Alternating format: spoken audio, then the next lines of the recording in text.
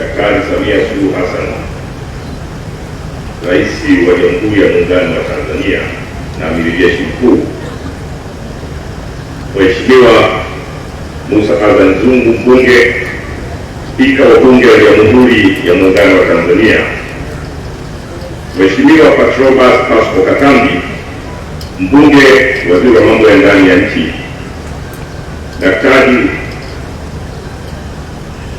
DCP Daktari Lazaro Benedicto Mambosasa, Mkuu wa Chuo cha Taaluma ya Polisi Dar es Salaam, Mheshimiwa Ayubu Mohamed Mohamud, Mbunge, Naibu Waziri wa Mambo ya Ndani ya Nchi, Mheshimiwa Albert Chalamila, Mkuu wa Mkoa wa Dar es Salaam, Bi Mary Shirima, Mwakilishi wa Mtendaji Mkuu wa Mahakama, Mheshimiwa Devota Matthew Mbija, Mbunge, Mwenyekiti wa Kamati ya Kudumu ya Bunge ya Hesabu za Serikali, ndugu Ali Sendabugu, Katibu Mkuu Wizara ya Mambo ya Ndani ya Nchi, Daktari Madu Kazi, Naibu Katibu Mkuu Wizara ya Mambo ya Ndani ya Nchi, wakuu wa vyombo vya ulinzi na usalama, ndugu Silvesta Mwakitaru, Mkurugenzi wa Mashtaka, waheshimiwa wakuu wa wilaya Mkoa wa Dar es Salaam mlioko,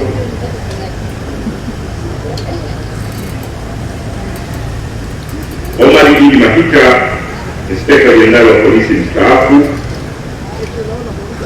Abdulrahmani Kaniki, Naibu Inspekta Jenerali wa Polisi mstaafu, wakuu wa vyombo vya usalama wastaafu, makamishna wa polisi, Bikibibi Suleiman Khamis, mwakilishi wa mkurugenzi wa utawala na menejimenti ya rasilimali watu Wizara ya Mambo ya Ndani ya Nchi, makamishna wastaafu wa Jeshi la Polisi, makamanda wa polisi wa mikoa, vikosi na wakuu wa vyuo vya polisi ndio pamoja nasi hapa, ndugu Omar Isa, mwenyekiti wa bodi ya shirika la uzalishaji mali Jeshi la Polisi, Profesa Florence Roga, mwenyekiti wa bodi ya vyuo vya polisi, Bi Anna Joseph Muhere, mwenyekiti wa kamati ya uchaguzi fungu 28, wajumbe wa kamati ya usalama mkoa wa Dar es Salaam, viongozi wa Jumuiya ya Maridhiano na Amani Tanzania, wakuu wa taasisi na idara mbalimbali za serikali, viongozi wa vyama vya siasa mlioko, viongozi wa dini, maafisa wakaguzi na askari wa Jeshi la Polisi na majeshi mengine mlio pamoja nasi, wahitimu wa kozi ya uafisa na ukaguzi na wakaguzi wasaidizi, wageni waalikwa, waandishi wa habari, mabibi na mabwana, kazi na utu, kazi na utu, nidhamu, haki, weledi na uadilifu, msingi wa mafanikio yetu.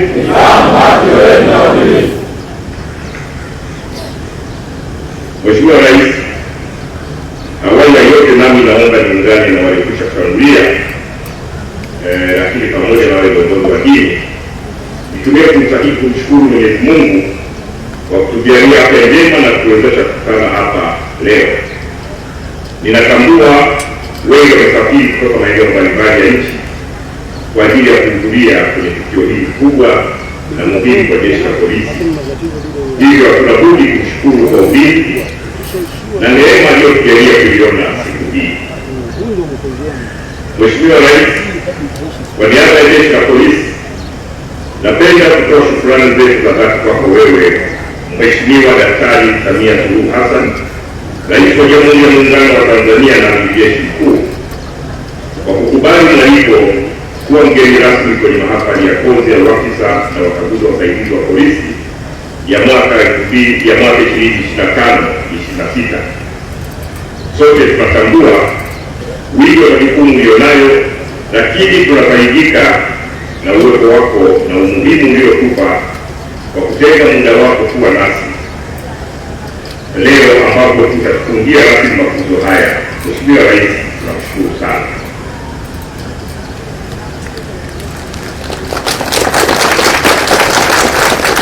Katika mkutano huo napenda pia kutoa shukrani zangu za dhati kwa wageni wote kwa kujumuika nasi katika hafla hii muhimu. Asanteni sana kwa kuja na karibuni sana Chuo cha Taaluma ya Polisi Dar es Salaam. Mheshimiwa Rais, Napenda pia kuchukua nafasi hii kukupongeza wewe binafsi kwa kuendelea kuliongoza vyema taifa hili katika kipindi chako cha pili cha awamu ya 6. Uongozi wako umeendelea kuwa chachu ya mshikamano, maendeleo na matumaini kwa wananchi wa Tanzania kupitia maamuzi yenye kulenga ustawi wa taifa letu. Tunakuombea afya njema, hekima na nguvu zaidi ili uendelee kuliongoza taifa hili kwa mafanikio makubwa zaidi. Mheshimiwa Rais, nikiwa nimesimama hapa leo, siwezi kusahau salamu nilizozitoa mwaka jana tarehe 9 Juni 2025 katika jukwaa hili ulipokuja kufunga mafunzo kama haya. Nilisimulia hadithi ile ilikuwa ni ya hali ya usalama ulioikuta na mabadiliko makubwa yaliyopatikana chini ya uongozi wako. Nilisimulia hadithi ya hali duni ya usalama iliyozuia watu kufanya shughuli zao za kiuchumi kwa uhuru, hadithi ya uhalifu iliyogharimu mali na maisha ya watu katika maeneo mbalimbali ya nchi yetu.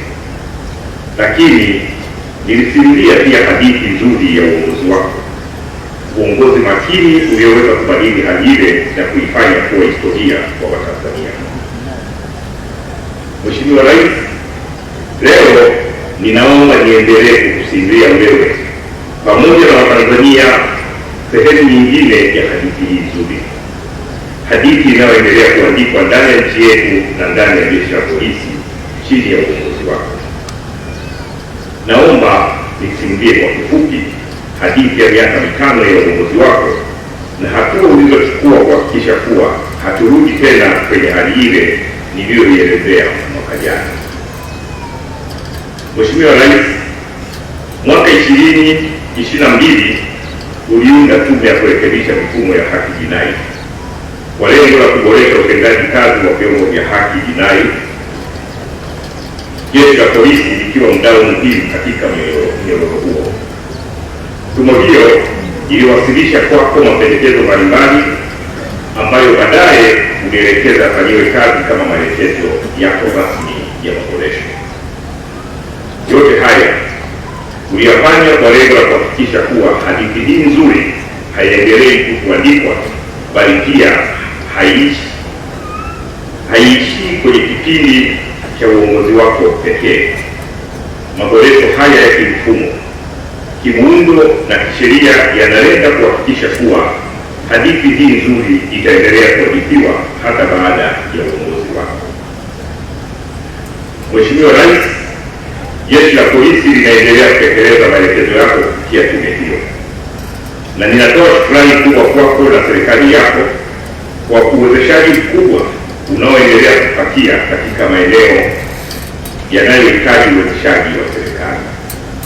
Serikali yako imedhihirisha kwa vitendo dhamira yake ya kuhakikisha kuwa jeshi la polisi linabadilika kiutendaji na kuwa jeshi bora zaidi. Mheshimiwa Rais, jeshi la polisi limewezeshwa kwa kiwango kikubwa kutatua changamoto za muda mrefu za ufinyu wa bajeti, miundo mbinu mbalimbali pamoja na vitendea kazi.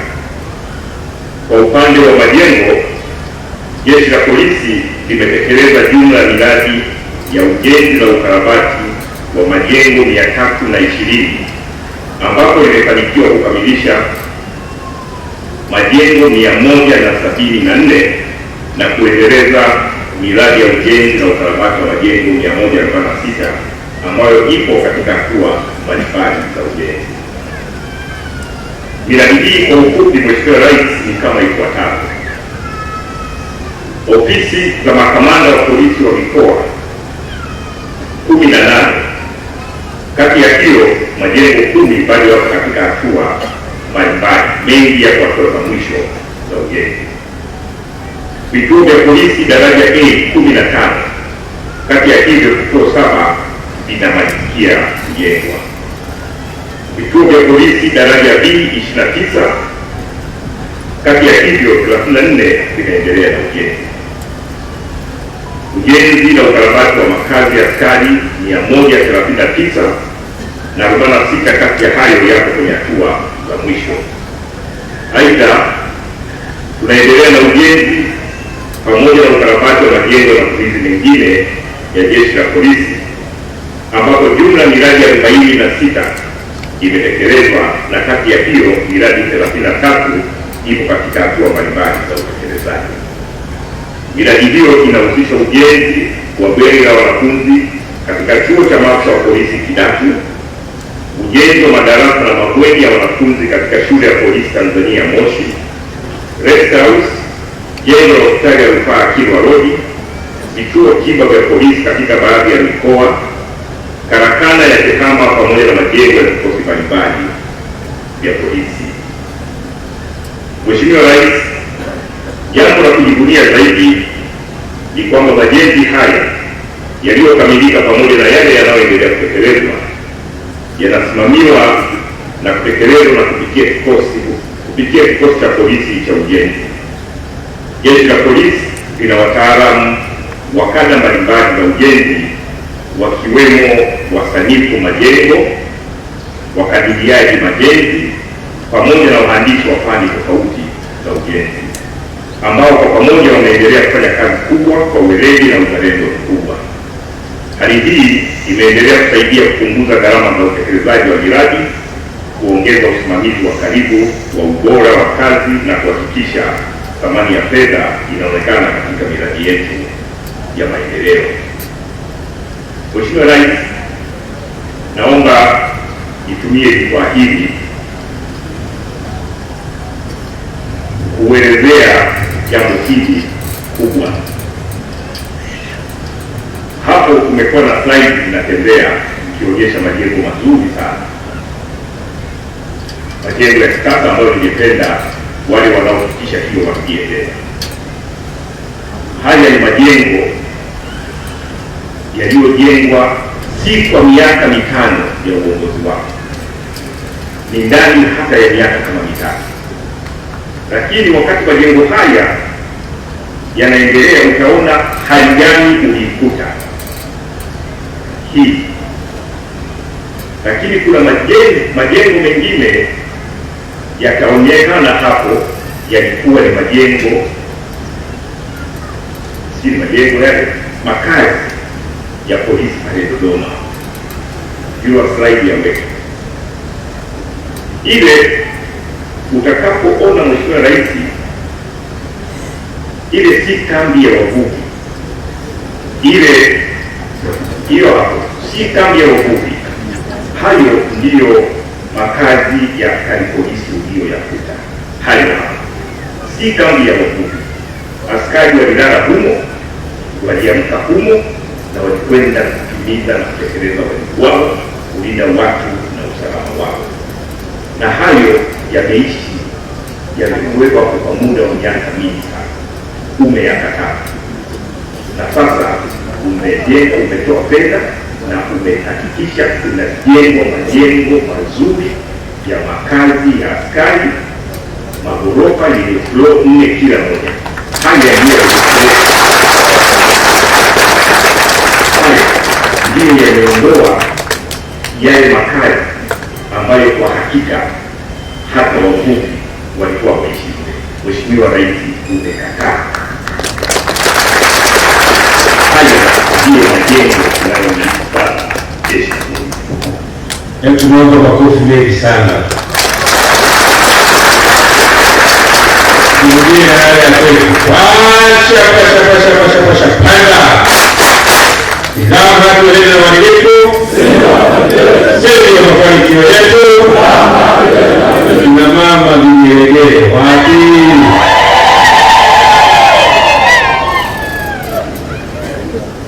Na kati ya makazi hayo ambayo tulikuwa tukiishi kwa miaka nenda kwa miaka rudi, tumeshavunja yote ili tujenge, na tumejenga maghorofa katika eneo hilo. Tutaacha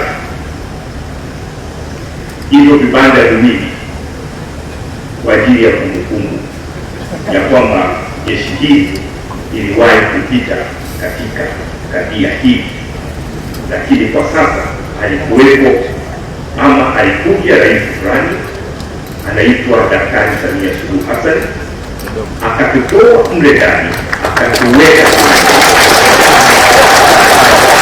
ya kina nani kusisimulia hadithi. Sisi tusiokuwa na roho ya shukrani, ambao hatuwezi kusimulia hadithi hii nzuri, tutakuwa ni binadamu gani? Mheshimiwa Rais, asante, tunakushukuru sana, na Mungu aendelee kukubariki na kukusimamia na kukupa. Mheshimiwa Rais, kwa upande wa vyombo vya moto na usafiri, serikali yako imetuwezesha kupata vitendea kazi mbalimbali, ikiwa ni pamoja na magari 1364 ya kioperesheni na matumizi mengine, magari 1364 kwa kipindi kifupi kisichozidi. Na Mheshimiwa Rais, hapo unapoona hapo sio batalini, hii ni yadi yetu ya polisi ya kupokelea magari, na haya yote ni magari mapya mazuri ya kisasa na yanayosababisha tunafanya kazi bila mkwamo wa aina yoyote. Na magari haya yamekuja kureplace magari mabovu tuliyokuwa nayo. Mheshimiwa Rais, nimewahi kuona afisa wa polisi akienda ofisini na gari aliyopanda inasukumwa kuanzia nyumbani kwake mpaka inafika ofisini, na baadaye jioni hiyo haijawaka, inasukumwa tena kutoka ofisini mpaka inafika nyumbani, hiyo gari haijawaka. Sasa haya yote yamekuja kuondolewa na wewe Mheshimiwa Rais, magari 1394 kwa kipindi cha miaka mitatu.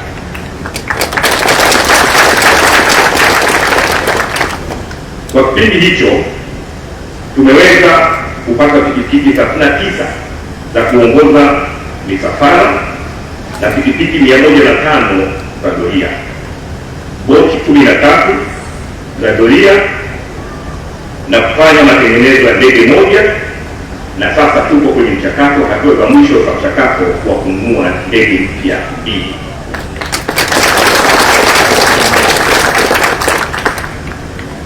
Mheshimiwa Rais, hapa bado sijagusia uwezeshaji mkubwa uliofanywa katika maeneo mengine muhimu kama maslahi, ajira, mashine za kisasa za ushonaji, sare, silaha, vifaa vya uchunguzi wa kisayansi na upelelezi, vifaa vya muziki, mashine za kisasa za uchapaji, pamoja na vifaa mbalimbali vya kioperesheni. Mambo haya yote yanapaswa kusemwa ukiwepo, ili Watanzania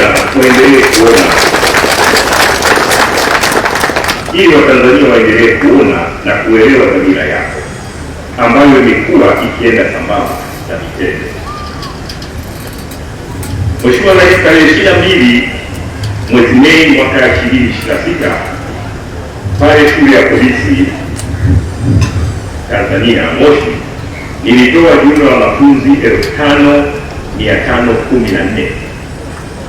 Hawa ni wanafunzi wa kozi ya awali waliohitimu mafunzo katika shule hiyo na kuwa askari wa jeshi la polisi.